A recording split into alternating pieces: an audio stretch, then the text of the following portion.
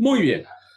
Vamos a reiniciar entonces, hermanos, con esta apertura hacia nuestro acercar a esta literatura sagrada que nosotros, tanto judíos, cristianos, musulmanes, católicos, hemos reconocido como palabra de Dios, palabra inspirada, palabra canónica. ¿Mm? Eh, y vamos a hacer un acercamiento. La siguiente clase voy a dar un retroceso. Hoy voy a dar un paso hacia adelante, pero no se preocupen, yo la próxima clase doy un paso hacia atrás y la idea es homologar el conocimiento que tenemos sobre el tema. Así es que voy a compartir la pantalla para guiarnos en las diapositivas. Recuerden que muchas de las cosas que yo les comento, hermanos, no vienen escritas y que muchas de las cosas que yo voy a decir no se confíen en las diapositivas, porque tal vez son preguntas de exámenes que ustedes nunca van a encontrar en las diapositivas porque yo las comento en clase. Entonces, traten ustedes lo más que pueden. Si sienten que es algo importante que no aparece en la diapositiva y ustedes quieren anotar, se los recomiendo. ¿Ok? Muy bien. Dije que iba a compartir la pantalla. Solo, ustedes saben que uno pierde la costumbre de todo esto. Por favor, ya no sé ni a dónde hay que, hay que hacer. Bueno, listo, ya está. Comparto pantalla.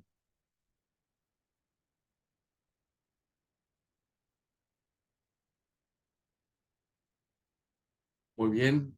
¿Me avisan, por favor, si ya lo pueden ver ustedes? Perfecto, gracias. Muy bien.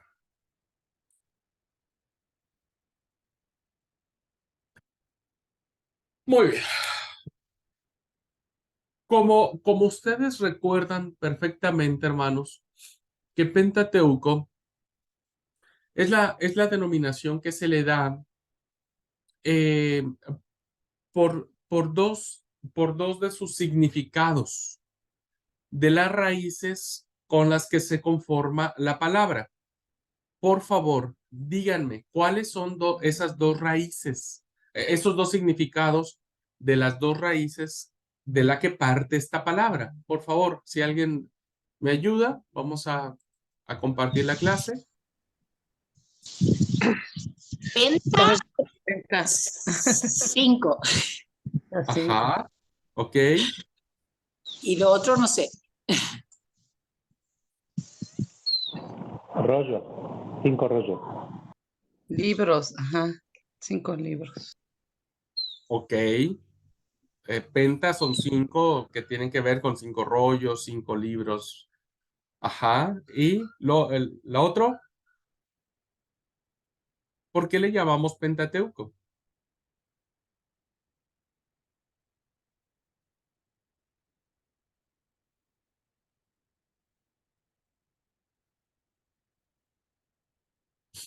Muy bien, no se preocupen. Penta dijimos que eran 5, evidentemente refiriéndose o se refiere a los primeros 5 libros de la Biblia, que es Génesis, Éxodo, Levítico, Números y Deuteronomio. Y teujos, que es la otra palabra, ¿no? El otro significado, teujos quiere decir estuche o, ¿cómo es acá? ¿Cómo sería, hermanos, acá? Una estuchera, un portafolio, un maletín, algo así. Eh, que era el lugar, ¿no es cierto? El objeto en donde se guardaban los 5 libros o los 5 rollos, ¿no? Por eso, y de ahí viene la palabra Pentateuco. Penta 5, teujos, estuche, y era el lugar donde se guardaban los rollos de la Biblia. Bueno, dentro de este teujos estaba un libro, hermanos, que se llama el Génesis. El Génesis. Eh, como ustedes sabrán también, y lo recordamos un poquitito, eh, ¿Cuáles son las partes en que está compuesta la Biblia hebrea? Si alguien me quiere ayudar, por favor, a recordar. ¿En qué partes, los que están viendo la clase grabada, hagan el ejercicio mental? ¿En qué partes se dividía la Biblia hebrea?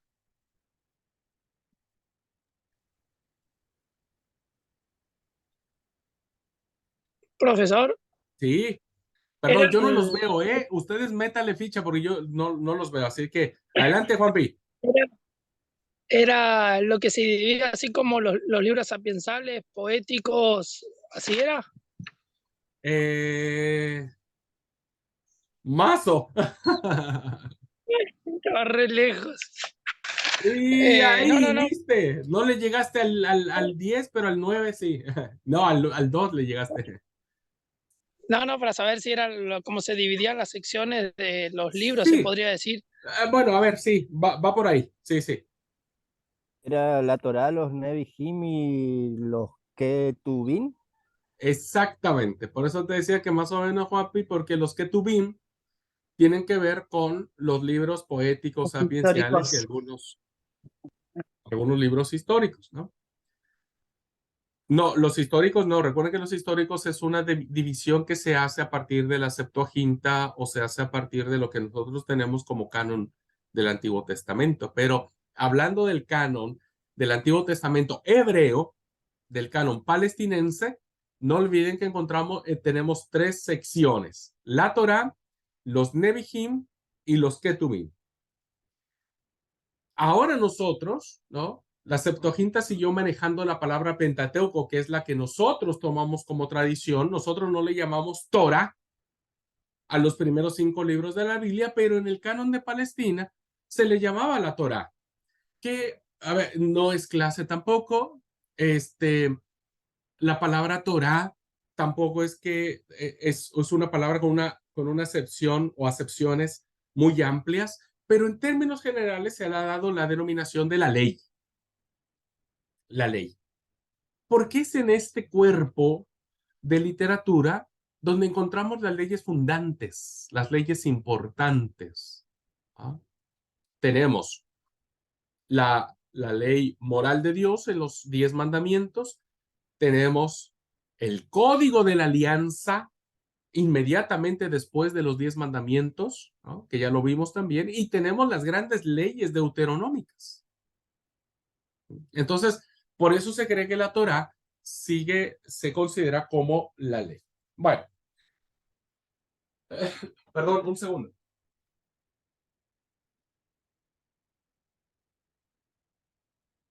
Mi perro entró y dejó abierta la puerta y se sale todo el aire. Acá hace un calor, hermanos, que Dios mío, por favor. Pero bueno, siguiendo esta lógica que tiene que ver con lo hebreo y con lo heredado por la Septuaginta, Génesis no es el nombre con que se le da al primer libro de la Torá. ¿Cuál es el primer nombre que se le da, hermanos? ¿Con qué nombre se conoce al Génesis en la Torá?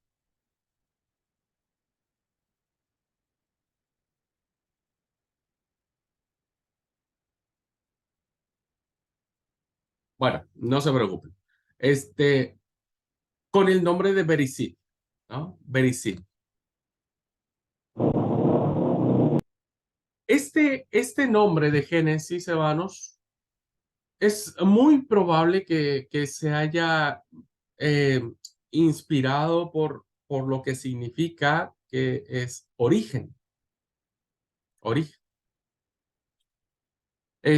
Y Bereshit es una palabra hebrea que significa y creó Dios, ¿no? Que son las primeras letras con las que inicia el libro del Génesis. Recuerden que los nombres que se le otorga a los libros, a los 5 primeros libros de la Biblia, va en función de las primeras palabras que aparecen en el libro. Así se nombran de manera en hebreo. ¿Okay? Bien, entonces, Génesis o el libro de los orígenes o Bereshit nos van a contar algo maravilloso, ¿no? Nos van a separar, no, nos van a presentar de manera de manera magistral, de verdad es de una manera tan magistral, tan excelente por parte de los redactores bíblicos, los escritores sagrados, nos van a presentar las cosmovisiones de lo que representa, ¿no?, el comienzo de todo, no solo de todo cuanto existe, sino el comienzo de una fe. Por eso es el libro de los comienzos, el libro de los orígenes. Por un lado, vamos a mirar nosotros que el Génesis nos hablará de creación y de rupturas, o de crear algo y de romper algo. Pero después se vuelve a crear. Y ese crear constantemente en el devenir de la historia se va haciendo hasta llegar a nuestros días. ¿Qué quiero decir con esto? ¿Qué quiero comentarles con lo que les estoy diciendo? El Génesis, hermanos, es uno de los libros que, como vimos en Introducción al Antiguo Testamento, no tiene un carácter científico. Y situándonos del capítulo 1 al capítulo 11 del libro de Génesis, ¿cierto? Vamos a encontrarnos con narraciones teológicas sostenidas por eventos históricos.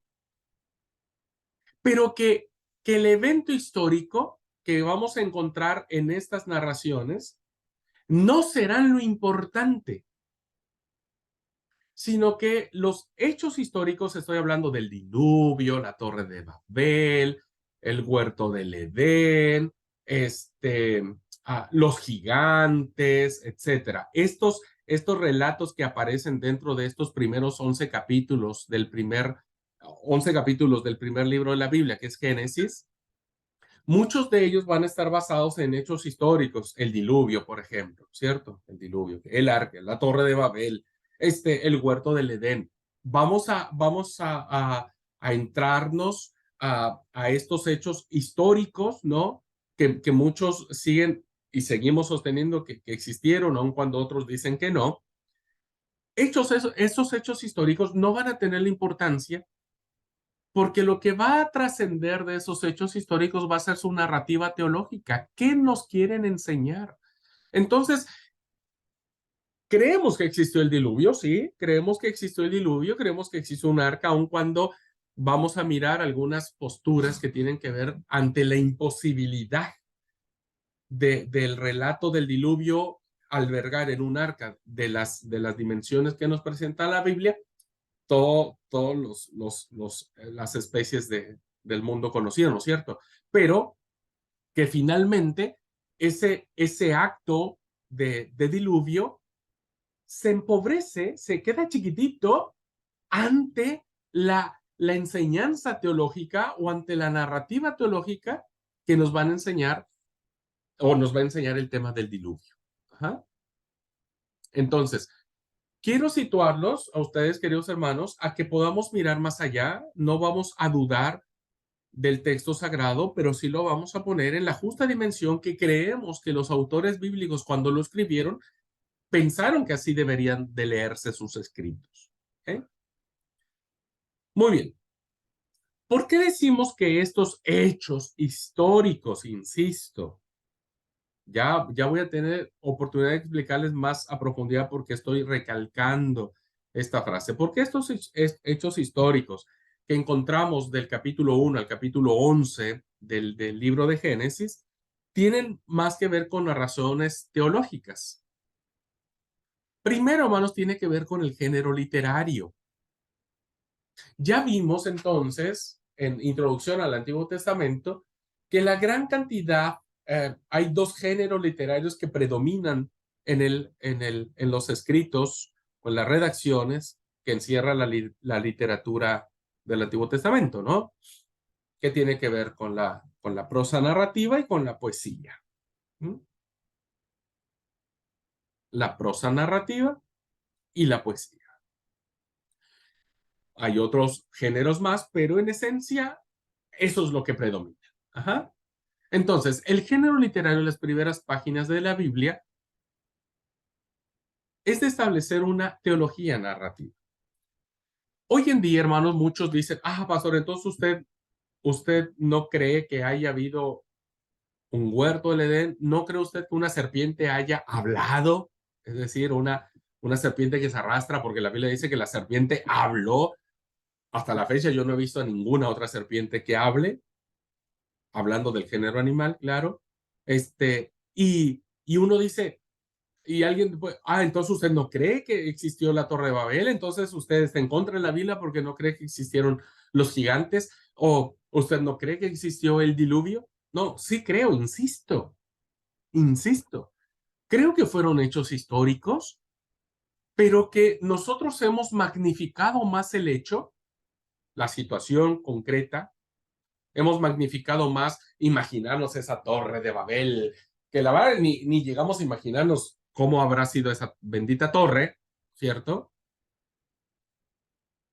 Que la enseñanza que eso contiene. Entonces, hemos desperdiciado la lectura de estas historias a la luz de sus enseñanzas más profundas.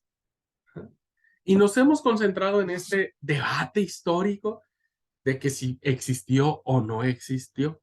He leído infinidad de literatura al respecto, infinidad de literatura. Opiniones a favor, opiniones en contra. Y cuando yo veo todo ese mar de posturas, entonces yo digo, hemos minimizado lo más importante para darle importancia a aquello que no lo es. Bueno, entonces, ¿qué nos da esta perspectiva de saber lo que realmente el escritor sagrado quiso decirnos, el género literario? ¿De qué manera lo escribieron los autores sagrados? Entonces ahí vamos a hacerle justicia al texto bíblico y vamos a sacar las mejores enseñanzas. Estos libros, hermanos, estos libros, Génesis, Éxodo, Levítico, Números, Deuteronomio, van a presentar una visión y una reflexión religiosa sobre el hombre y el mundo, pero desde su propia cosmovisión, desde su propio entendimiento. Miren, aunque creo eso sí firmemente que usted y yo y toda la humanidad ha sido creada directamente, tenemos la imagen y semejanza de Dios. No lo dudo bajo ninguna circunstancia, bajo ninguna circunstancia.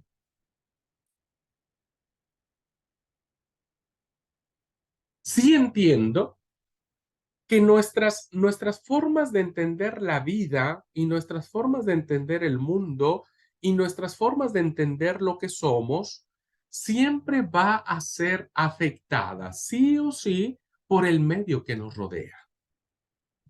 Por el medio que nos rodea.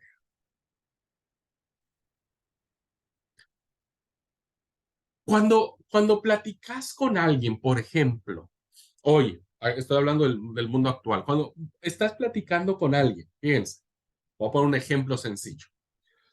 Cuando vos te pones a platicar con un programador de sistemas, ¿no?, de computación, donde ellos tienen que hacer programas, ¿no?, que miren hacia el futuro, te das cuenta que vos estás bien desubicado, porque te empieza a hablar y decir, a ver, ¿vos qué haces? Mira, mi trabajo es tratar de concentrar, de armar un programa que permita saber las oportunidades, las ventajas, lo que va a hacer el cliente cuando adquiera cierto producto y demás. Entonces yo tengo que hacer estadísticas y tengo que ver cuánto de probabilidad puede hacer que esto funcione, que tenga éxito, que fracase, que tal. Y yo digo, no, discúlpame, yo todavía escribo en papel, no uso mucho la computadora. Se dan cuenta que incluso hoy nuestras cosmovisiones, una cosmovisión que se forja en la chacra, es muy diferente a la cosmovisión de la gente que se forma en las grandes ciudades. Para la gente de las grandes ciudades todo es conflicto, todo es problema, todo es necesidad. pero no lo es para la gente de la chacra, porque la gente de la chacra sabe que puede plantar mandioquita, que puede plantar la lechuga, que puede plantar eso y no se preocupa. Mata una gallina y tiene para comer, ¿no es cierto? Bueno, maten dos y me invitan a mí también para comer. Las cosmovisiones que tenemos son muy diferentes las unas de las otras. Ahora, pongan esto en perspectiva. Vaya, espero haber dicho bien la palabra, porque esta es una de las palabras que a mí no me sale jamás y Bere siempre me corrige. Bueno, pero pónganlo en perspectiva. Siglo XXI, ustedes y yo tomamos un texto sagrado, leemos Génesis, ¿no es cierto? Que nos retrotrae a una vida muy diferente a la nuestra, muy diferente. Que se vestían de manera diferente, que tenían hábitos diferentes, que adoraban de manera diferente. Pero fíjense entonces, hermanos, que la clave para entender los textos sagrados, y esto grábenselo bien, la clave para entender los textos sagrados es tratando de entender las cosmovisiones de los autores bíblicos, las cosmovisiones de los lugares, las personas y las circunstancias en que se escribe el texto sagrado. Porque fíjense, el grave problema de las herejías que hay y que se fundamentan en la Biblia es porque las hemos leído con base en nuestra cosmovisión. Y entonces nosotros creemos que tiene que ser así. Porque para nosotros es muy difícil cerrar el trato con alguien o demostrarle confianza o lealtad a alguien tomándolo de sus genitales, ¿no? Agarrándole la parte masculina del hombre y agarrándole el pene a una persona en una señal de decir, ok, yo te presento mi lealtad. Eso sería impensable en nuestra cosmovisión, pero no en la cosmovisión antigua, donde se cerraban los pactos de lealtad de esa manera, poniendo la mano en las partes nobles, las partes íntimas de las personas. Para nosotros sería un escándalo, pero no lo era para la antigüedad. Entonces, hermano, si nosotros quisiéramos ser fieles eh, eh, lectores y quisiéramos interpretar lo más que se pueda correctamente, esto es importante. Debemos saber que estos libros van a presentar una visión y una reflexión religiosa de lo que es el hombre y el mundo, pero con base a su cosmovisión. Cuando nosotros le sacamos esa cosmovisión originaria del texto bíblico, corremos el riesgo de hacer herejías. ¿Mm? ¿Por qué digo entonces que también son narración teológica estos hechos que he estado mencionando, ¿no? Abel y Caín, es una historia que sucedió.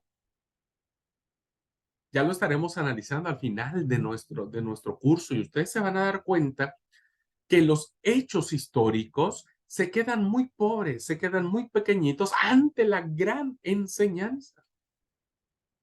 Bueno, una tercera razón que me lleva a mí a que ustedes y yo reflexionemos sobre el tema es que la historia de la creación que nos cuenta Génesis no tiene nada que ver con la historia natural de los manuales escolares, que, insisto, este es uno de los graves problemas que tenemos los lectores de la Biblia. Queremos leer la Biblia como nosotros hemos sido enseñados. Ya expliqué en la clase de introducción al Antiguo Testamento que la Biblia no es un libro científico, ¿cierto? No es un libro científico, no es un libro de ciencias naturales que llevamos en el primario, en el secundario, en el terciario o en una universidad, ¿no? Nada tiene que ver con ese sentido. La historia de la creación, insisto, más que como hecho histórico, se convierte en un hecho de revelación divina. No sé si me voy explicando, hermanos. ¿Ah? Más que como un hecho histórico, ahora lo voy a decir con más claridad, pero Dios creó los cielos y la tierra en 7 días literales. Los días son simbólicos. ¿Qué pasó con los dinosaurios que hoy nosotros encontramos? Que hoy en nuestro tiempo se han descubierto fósiles.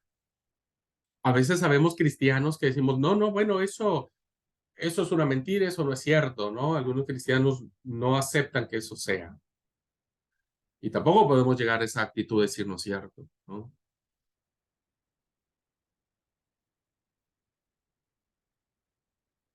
Pero realmente fue la intención que tuvo el redactor sagrado de ponernos en este conflicto de que discutiéramos si eran días literales de 24 horas o días simbólicos que cada día pudo haber durado miles de años.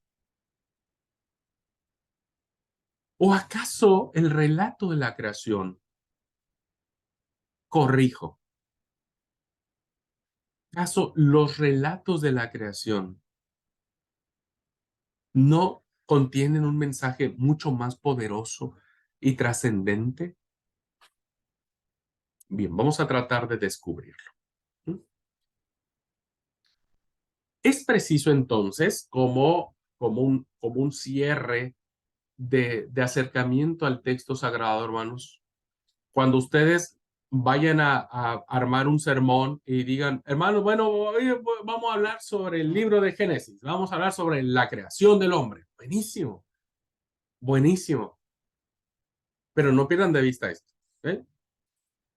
Es preciso escuchar a los autores sagrados en la forma en que ellos eligieron manifestar su percepción religiosa. A ver, los escritores sagrados, hermanos, no son personas descarnadas, no son personas que andan deambulando ahí como fantasmas. Los escritores sagrados fueron personas de carne y hueso como ustedes y como yo, influidos por su circunstancia, por quienes lo rodeaban, fueron influidos. Entonces ellos tenían una piedad hacia las cosas de Dios tan profunda que fueron usados por el Espíritu Santo para transmitirnos estas enseñanzas, ¿no? Pero es preciso escucharlos a ellos y no escucharnos a nosotros. Nosotros no podemos sacar doctrinas de lugares donde no están, donde el escritor nunca escribió para eso. Nosotros a veces acomodamos, ¿no? Y sacamos un texto de aquí y un texto de allá y un texto de acá y hacemos como un rompecabezas. Y dijimos, bueno, ahora tengo para hablar sobre este tema. Pero si no estamos escuchando a los autores sagrados en la forma en que ellos eligieron manifestar su percepción religiosa, entonces vamos a imponer al texto bíblico nuestra propia cosmovisión. Y entonces diríamos, no, si ellos sellaban así el pacto porque estaban malos, porque estaban fuera de la gracia de Dios, porque eran ignorantes, porque podríamos decir un montón de cosas. La pregunta sería, ¿y serían correctas decirlas? Y la respuesta es no.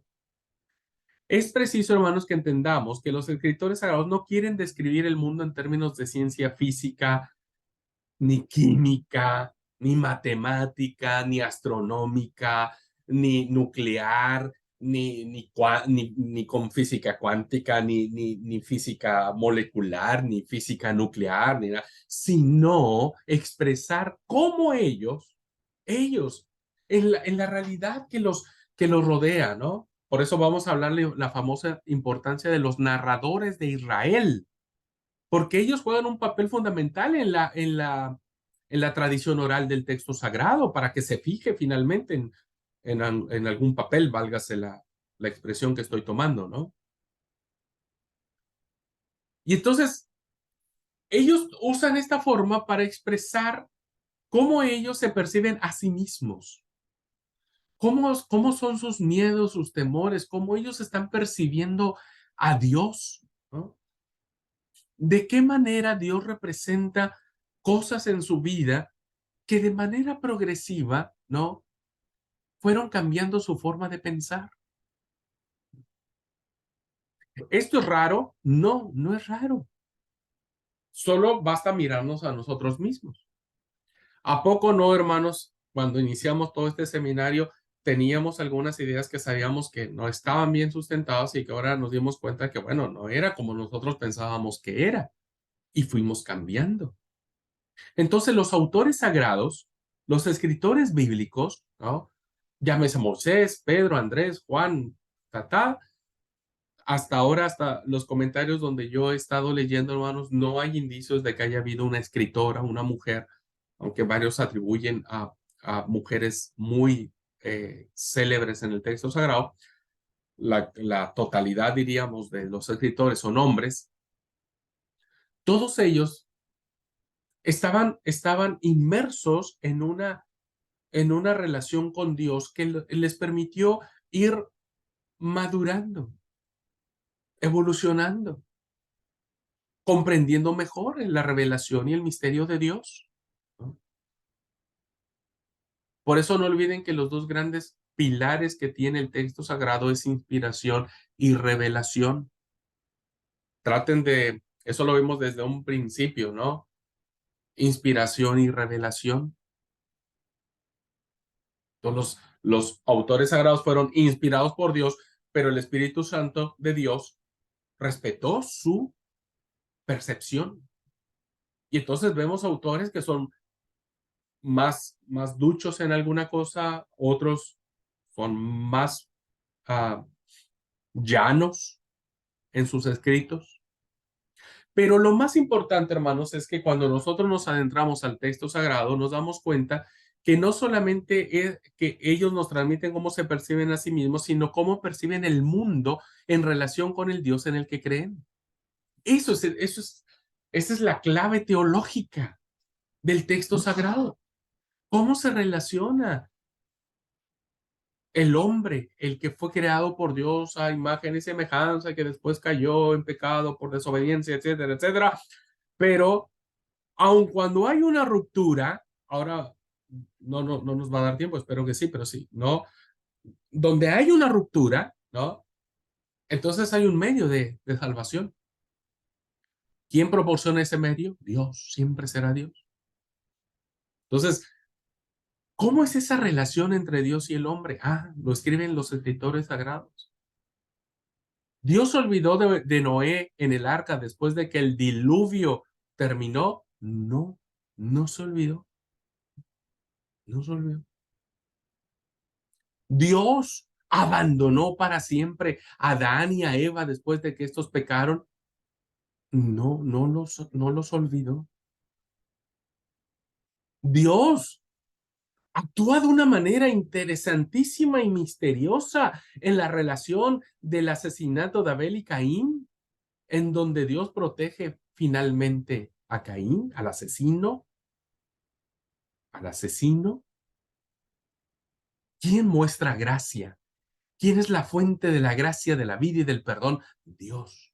Entonces, es maravilloso, hermanos, cómo estos libros, me estoy centrando ahora en estas narraciones teológicas, pero ustedes lo pueden aplicar en cualquier situación que aparece en estos 5 libros de la Biblia.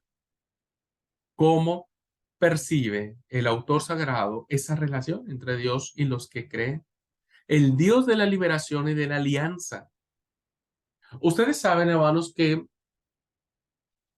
estos textos de la creación fueron escritos mucho tiempo después. Ya les voy a explicar por qué lo digo y por qué creo que así fue, pero no significa que lo que yo diga y lo que yo crea está bien, ¿no? Pero creo que estos textos fueron escritos mucho tiempo después, cuando Israel ya estaba muy formado, cuando Israel ya estaba prácticamente en el auge de la monarquía, ¿no es cierto? Eh, y principalmente en el exilio, ¿no? Ya la cosmovisión del pueblo judío era ya hecha y derecha y estaba bien formada.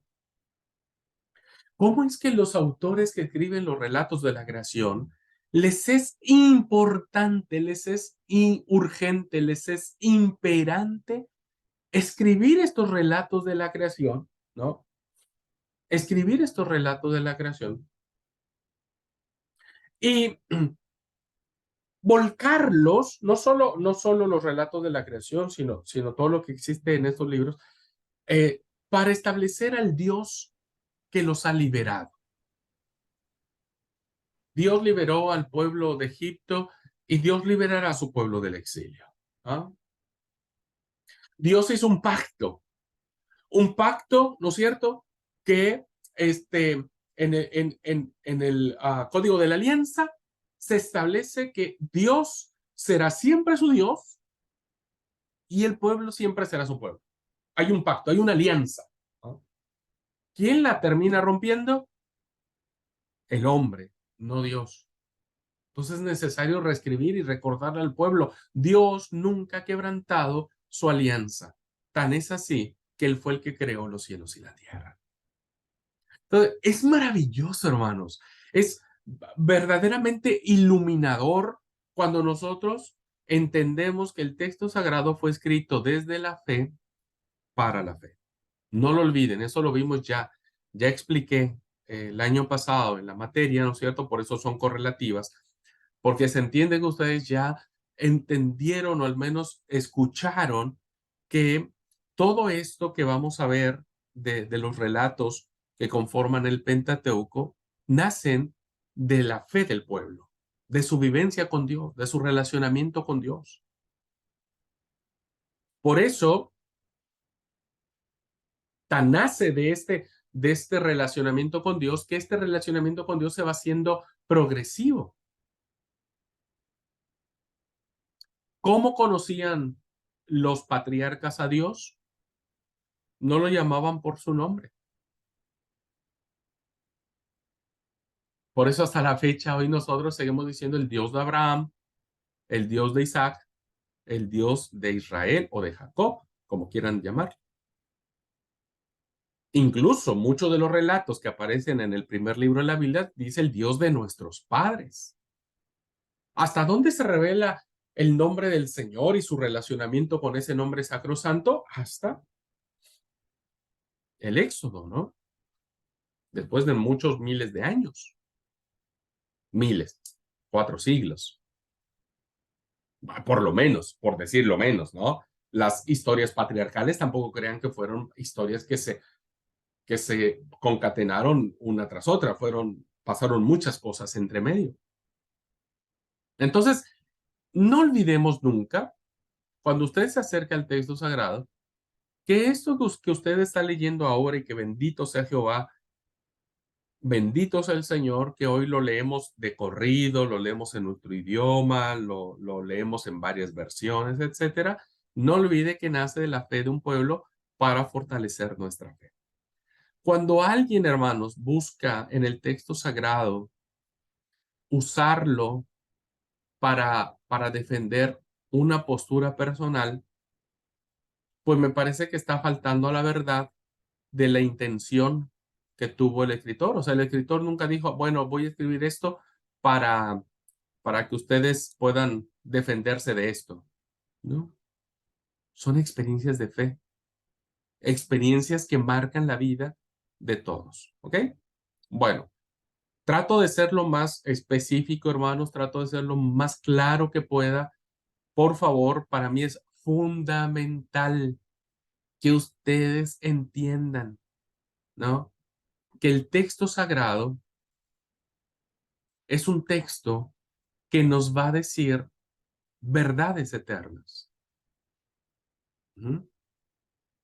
Pero que tenemos que escucharlas no desde nuestras cosmovisiones, no desde el hombre del siglo XXI, sino meternos en la cosmovisión, las costumbres, las palabras, las formas, las maneras en que fueron escritas. ¿Mm? Muy bien. Bueno, los relatos creacionales.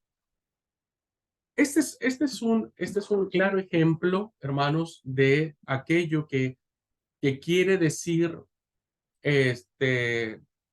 para los que creemos que el texto es como un texto de historia clásica, historia antigua, historia de lo que sea.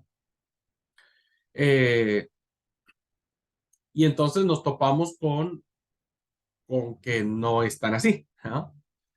Ya incluso lo que vimos el año pasado dio una señal muy clara de lo que podrían haber significado los dos relatos de la creación. ¿Ah?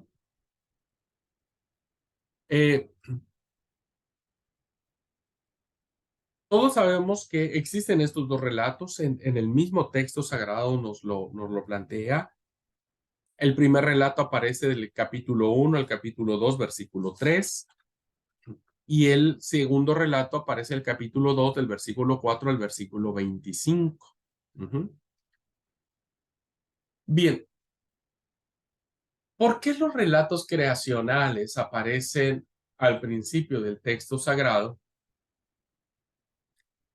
¿Será acaso que los escritores sagrados, conociendo la teoría de la evolución de las especies, dijeron, no, capaz y miles de años después van a ser un tal Darwin, ¿no?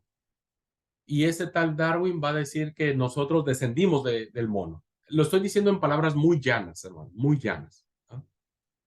Por favor, no se ofenda quienes saben a profundidad cómo se da este tema del creacionismo, del evolucionismo, perdón, del evolucionismo. Pues en términos llanos es así, ¿no?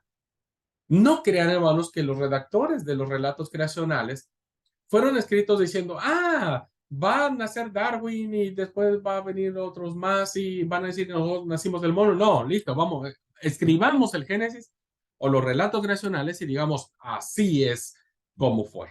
No, hermano, no hay una apología por parte de los relatos creacionales para combatir una teoría científica acerca de la evolución de las especies.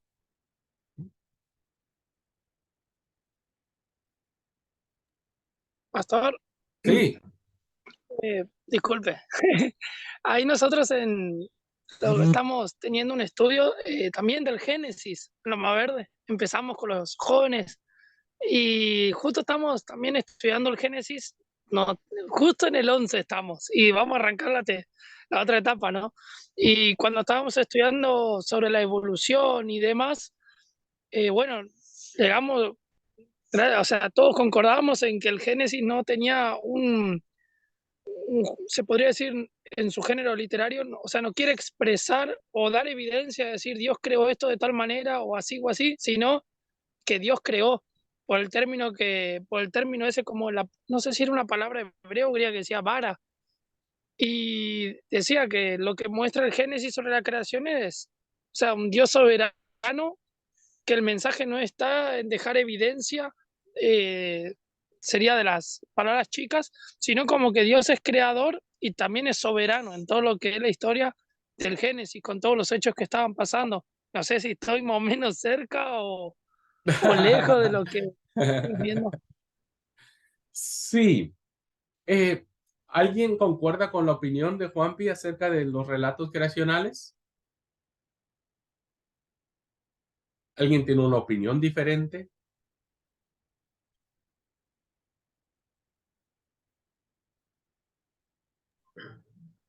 Permiso, pastor. Sí, Miguel, adelante. Sí, bueno, yo pienso que sí, de hecho, que el objetivo del escritor o el objetivo de Dios fue solamente reflejar no los métodos o las formas de cómo lo hizo, sino que Dios lo hizo. Finalmente, Dios es el creador, Dios es el que hizo todas las cosas. Y el cómo lo hizo, bueno, eso ya la Biblia de pronto por ahí, en la mayoría de los casos no lo dice. En este caso, precisamente no. Solamente dice, y Dios hizo así, así, así, desde tal o cual cosa creó y nada más, ¿no es cierto? O sea, se enfocó solamente en decir que Dios es soberano. Yo entiendo más o menos como estaba diciendo Juan, ¿cierto? Gracias, Miguel, gracias. ¿Alguien más?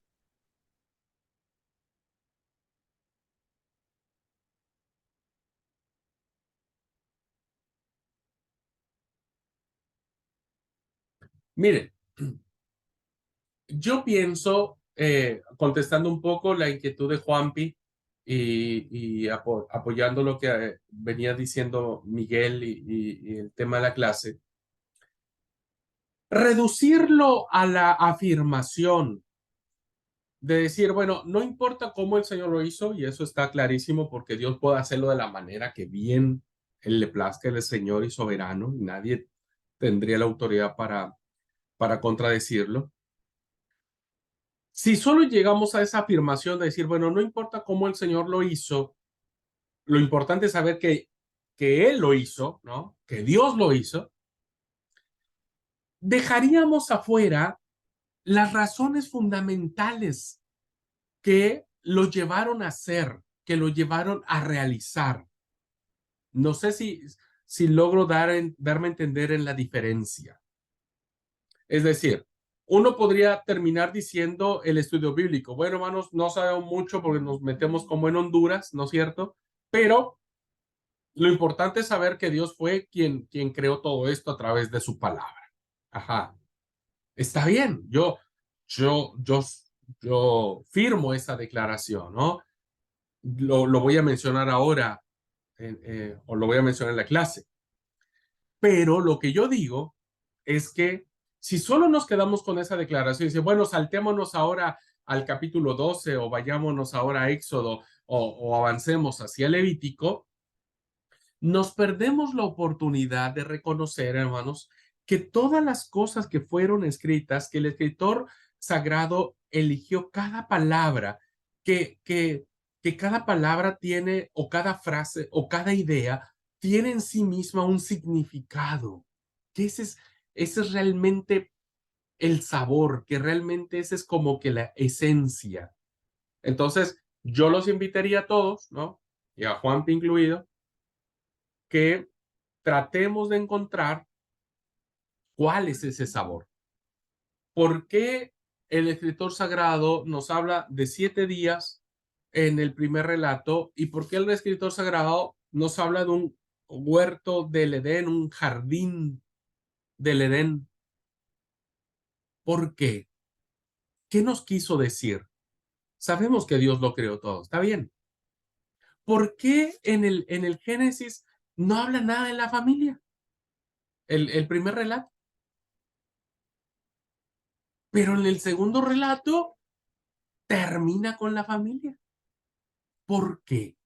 Esas cosas, hermanos, me parece que cuando las vamos saboreando de a poquito, entonces esa conclusión a la que llegamos de que Dios lo creó todo, tiene una razón, tiene un motivo, tiene un significado que al menos para el escritor sagrado quiso darnos a entender.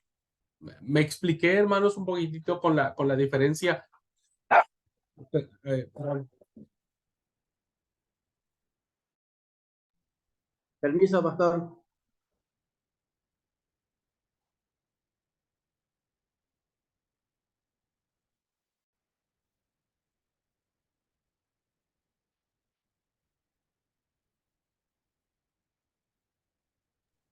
Permiso, Perdóname, pastor, amigo. ¿puedo decir algo?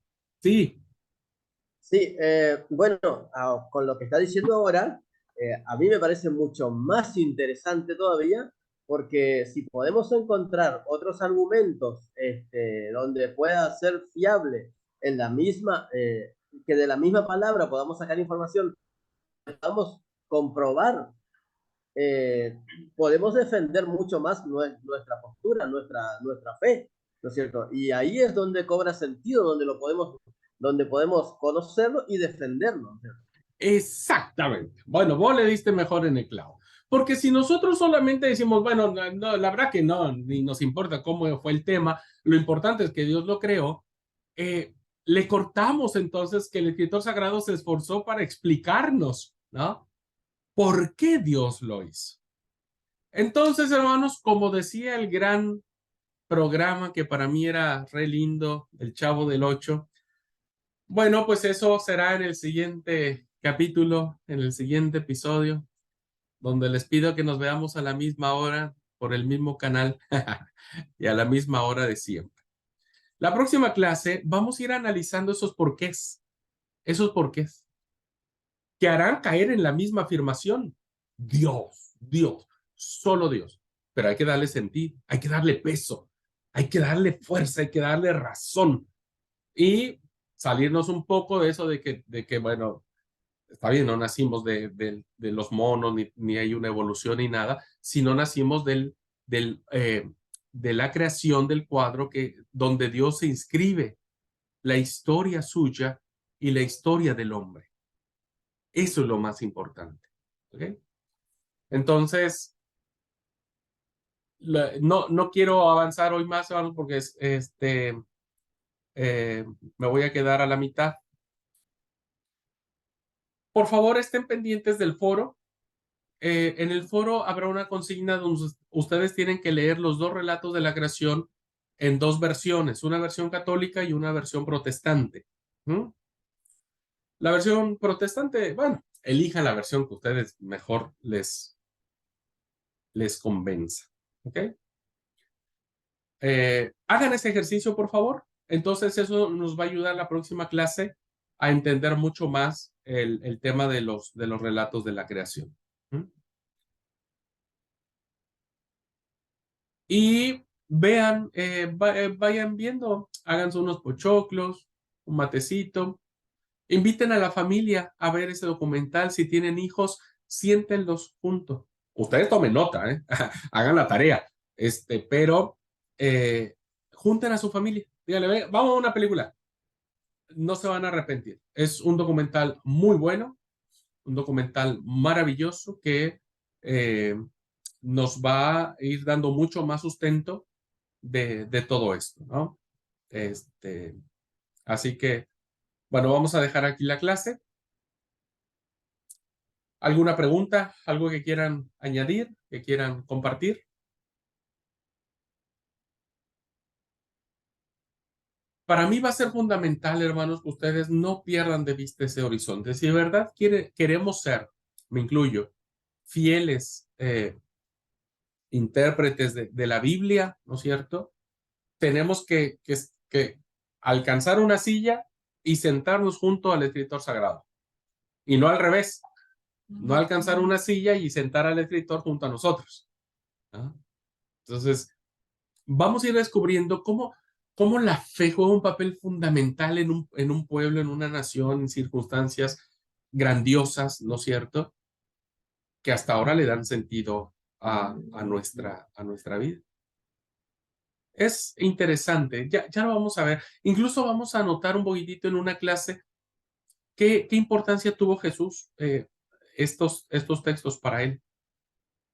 ¿Los conocería el Señor? ¿Los leyó alguna vez? ¿Se hizo las mismas preguntas? ¿Qué respuestas encontró? En fin, siempre es lindo preguntarse un poquitito. ¿Okay? Muy bien, ¿algo que quieran compartir? Permiso, pastor. Sí, amigo. Bueno, solamente es la primera clase, no sé, me parece muy interesante. Y me estoy haciendo esta pregunta. Si alguien le preguntara a Dios de mí, creo que Dios tendría mucha información para decirle, creo que sabría todo. Y si alguien me pregunta a mí, de mí Dios, no es tanto lo que tengo para decir, ¿no? Y creo que a la luz de estas clases del seminario, no sé si tengo con qué, pero creo que puedo aprender bastante. Seguro que sí, amigo. Ya has terminado con la palabra precisa, una palabra muy pastoral. A veces cuando nosotros le preguntamos a alguien quién es Dios para ti, raras veces he encontrado a alguien que me impacte su respuesta. Rara vez. Es más, no estoy teniendo a alguien que me haya impactado. Por lo regular he hecho esta pregunta 1000 veces y las respuestas siguen siendo las mismas. Parece que nos copiamos todos.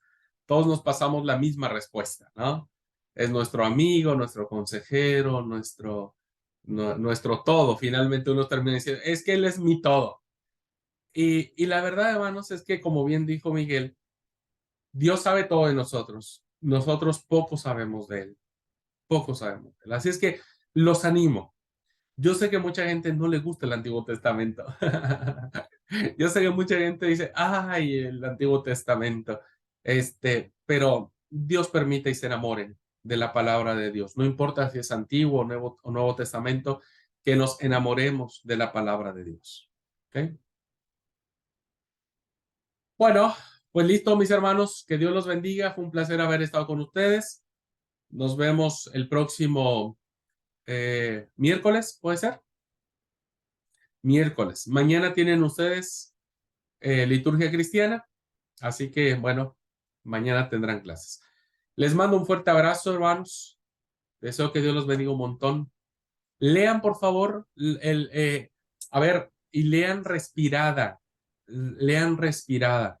Yo les aconsejo, antes de terminar la grabación, inviertan en Biblias de estudio, inviertan en comentarios. A ver, yo digo inviertan. Ya con la tecnología hay 1000 comentarios acá, pero yo no, yo tengo 1000 comentarios, pues yo soy a la antigüita, yo necesito el libro, yo tengo mi escritorio y abro 1000 libros y 1000 Biblias y hago aquí un desparramadero. Pero ¿qué es lo que digo? Inviertan, compren Biblias de diferentes versiones, principalmente de estudio. No son baratas, yo lo sé, no son baratas, pero valen la pena, valen la pena. Ajá. Bueno, listo, hermanos. Que Dios los bendiga. Linda tarde para todos. Cuídense. Nos vemos.